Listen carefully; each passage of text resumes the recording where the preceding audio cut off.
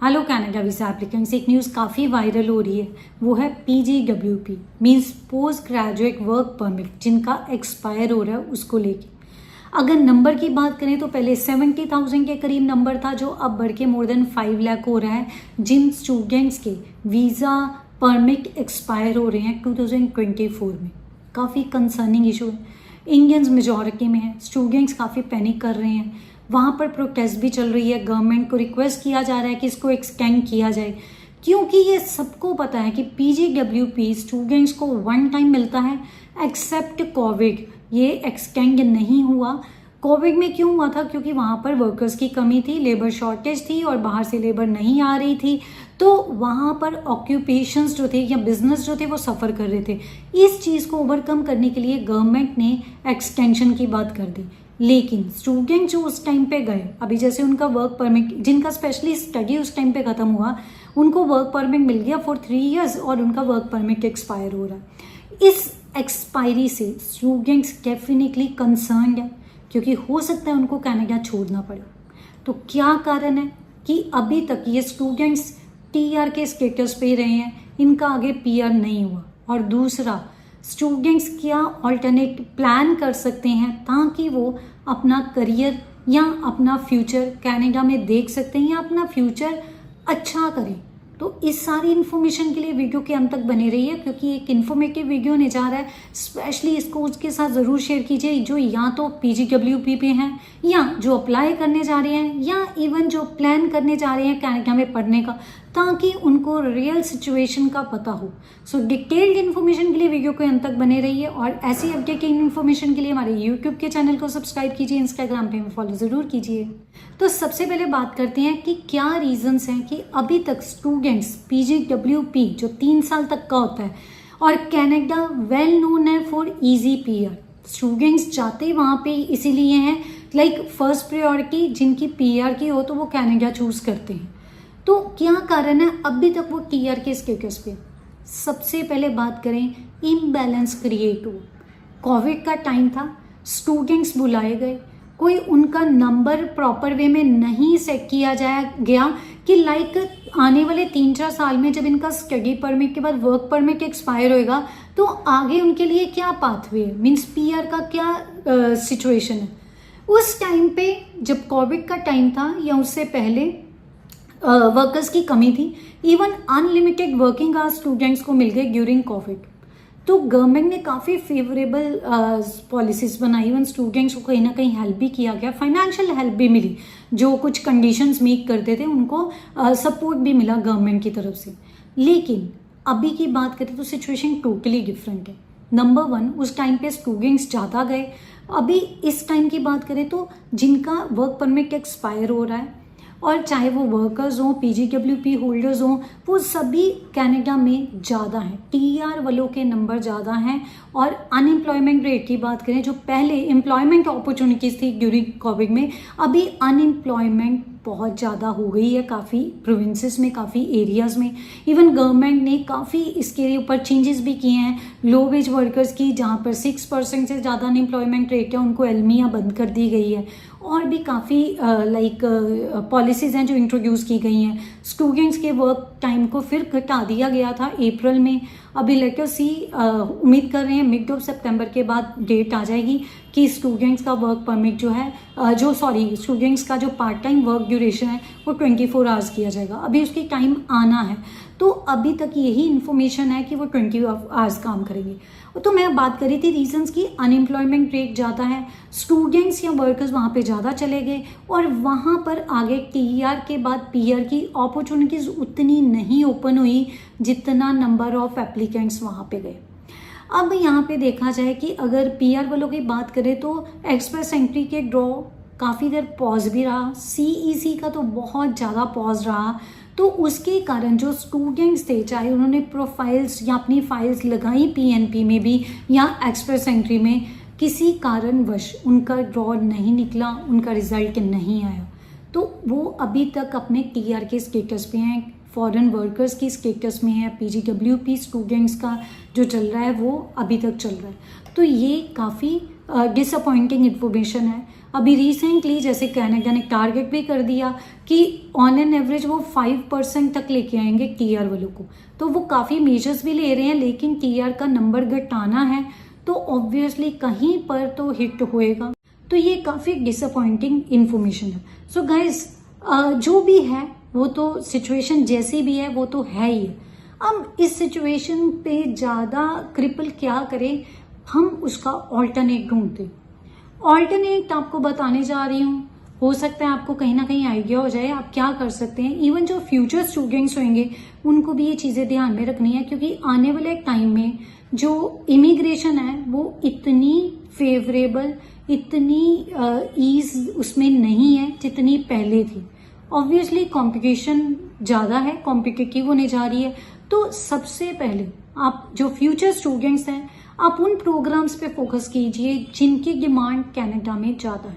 अभी बात करूँ तो 3 एरियाज हैं जो ओवरऑल सामने आ रहे हैं। एक तो कंस्ट्रक्शन का, क्योंकि वहां पर हाउसिंग क्राइसिस है, हाउसेस प्रोवाइड करने हैं तो कंस्ट्रक्शन होनी है। दूसरा, एजेड पॉपुलेशन कनाडा की है तो उनकी केयर के लिए हेल्थ केयर वर्कर्स चाहिए, सो हेल्थ सेक्टर भी काफी बूम करेगा आने वाले टाइम में। तीसरा, फूड प्रोसेसिंग।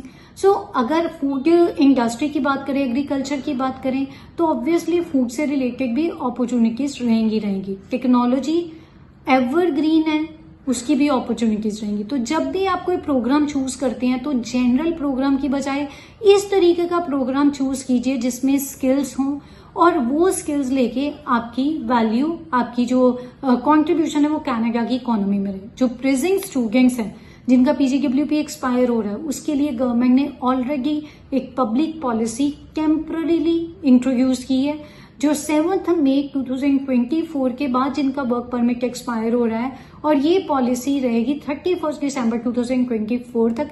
कुछ कंडीशंस हैं, जैसे सेक्शन 200 है, उसमें जो भी रिक्वायरमेंट है वो फुलफिल करनी है, और इसी के साथ letter of support from employer and province दोनों से चाहिए। अब एम्प्लॉयर तो जैसे आप काम कर रहे हो आप उनसे कम्युनिकेट कर सकते हो, उनको बता सकते हो कि क्या वैल्यू आपकी है उस कंपनी में। अगर एम्प्लॉयर आपको लूज करता है तो कंपनी, बिजनेस किस तरीके से सफर करेगा। अगर प्रोविंस की बात करें, सेम वे, आपका कंट्रीब्यूशन उस प्रोविंस में, आपका ऑक्यूपेशन वहां पे बहुत जरूरी है। वो अगर शॉर्ट ऑक्यूपेशन लिस्ट में आता है तो उसकी बात कर सकते हो। तो आपका, अगर आप इस कैटेगरी में हो तो डेफिनेटली आप प्रोविंस को कांटेक्ट कर सकते हैं, उनसे लेटर ऑफ सपोर्ट ले सकते हैं।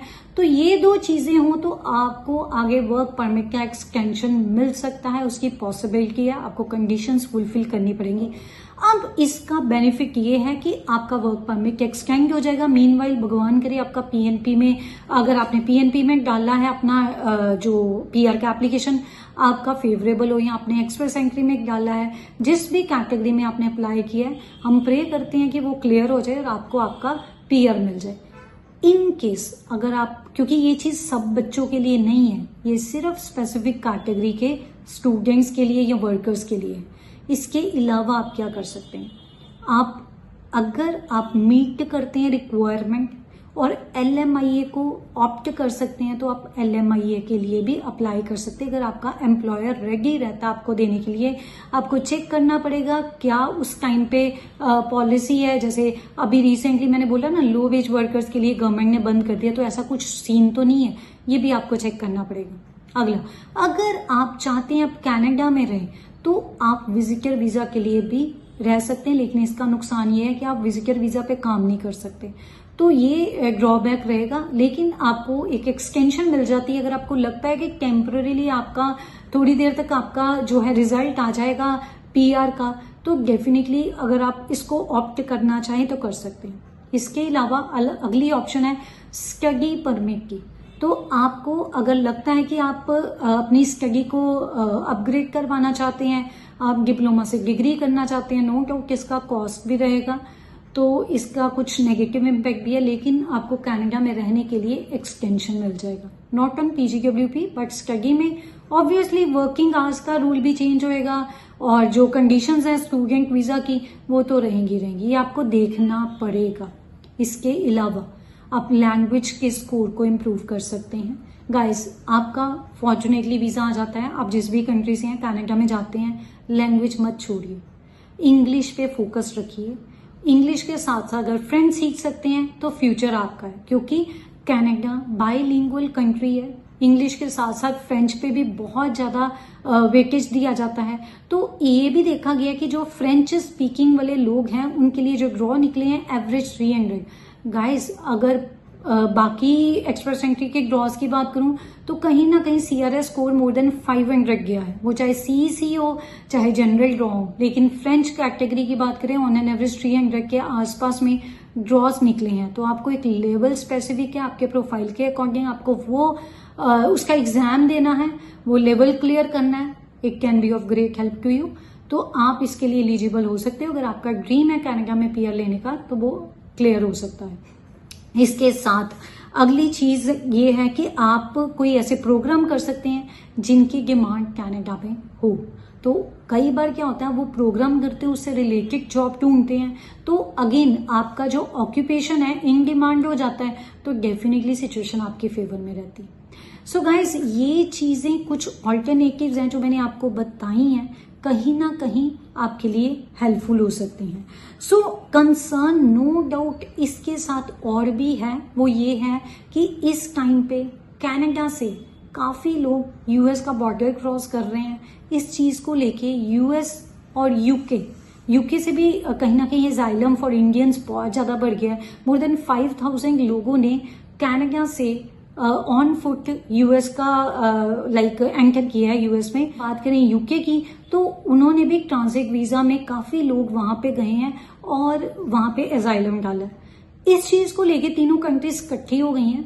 US ने वॉर्न किया कनाडा को for making so much lenient procedure और process to give visa to the applicants. So सिर्फ इंडियंस की बात करिए, मोर देन 5000 इंडियंस ने कनाडा से US का बॉर्डर क्रॉस किया है। तो इस चीज को लेके US की तरफ से ये भी कंसर्न आया कि ये मैक्सिको से भी ज्यादा नंबर क्रॉस हो गए, तो इसलिए उन्होंने बोला है कि जो इमिग्रेशन उसको थोड़ा स्ट्रिक्ट कीजिए। यूके ने भी यही किया।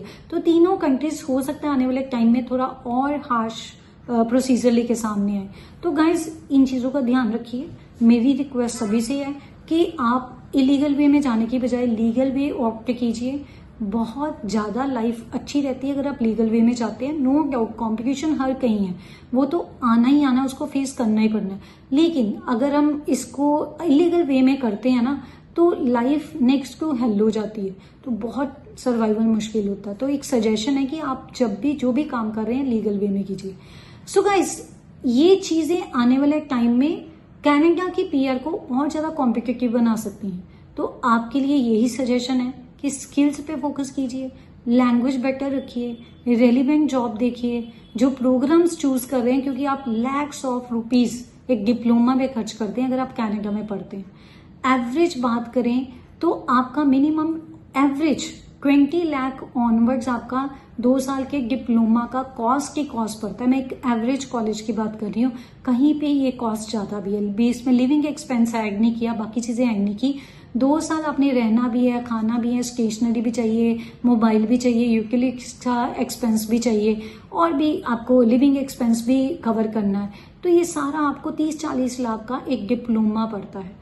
तो उसके बाद आपका करियर बहुत अच्छा होना चाहिए। 30-40 लाख हम इन्वेस्ट कर रहे हैं, क्यों ना हम उससे ऐसे स्किल सीखें जिससे हमारा करियर बेटर हो, हमारी लाइफ बेटर हो। तो इसलिए आपको बोल रही हूँ बेटर वे में अपना प्लान कीजिए, प्रोग्राम अच्छा चूज कीजिए और अपनी स्किल्स पे हर टाइम वर्क करते रहिए, रेगुलर बेसिस पे वर्क करते रहिए, ताकि आपका फ्यूचर जिस भी कंट्री में आप जाते हैं तो ब्राइट हो।